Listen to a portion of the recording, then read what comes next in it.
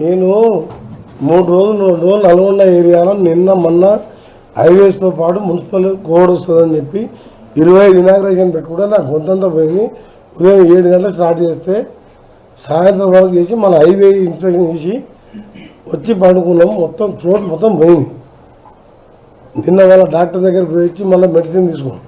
నేను cinema industry గురించి పట్టించుకోవడం ఎప్పుడూ బంద్ చేసిన.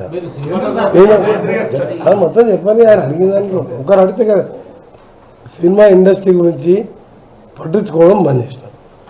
పుష్ప తర్వాత నేను కొత్త బెనిఫిట్ షోకు సినిమా టికెట్లకు పెంచమని నా దగ్గరికి రావద్దు అని వారం 10 రోజుల కింద కూడా ఏదో టీవీలో ఇచ్చిన.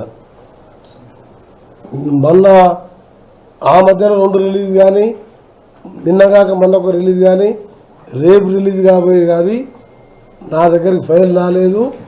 ఆ 2 సినిమాలు కూడా నేను ఎట్టి పరిస్థితి అప్లికేషనే పెట్టుకోవద్దు, నన్ను కలవద్దని చెప్పినా నన్ను ఎవరు కలుస్తలేరు. వెంకటేష్ పుష్ప 2లో ఒక మహిళ చనిపోతేనే ఆ బాధలో ఎందుకు ఇచ్చినా అని బాధపడి ఆ హాస్పిటల్ వాళ్ళు నీకు ఫోన్ చేసి మాట్లాడితే సార్ డిఎంహెచ్ఓ గారు వస్తుంది కానీ పేమెంట్ అసలు ఇస్తలేరు అని చెప్తే నేను అసెంబ్లీకి వెళ్ళి ఉటావుటిన పోయి 25 లక్షల రూపాయల ప్రతీక్ ఫౌండేషన్ చెక్ ఇచ్చి వచ్చిన. మీరు గుర్తుపెట్టుకోండి, ప్రొడ్యూసర్ పంపలే, గవర్నమెంట్కి వెళ్ళి ఉండే అమౌంట్ రిలీజ్ కావాలంటే ఒక ప్రొసీజర్ ఉంటుంది.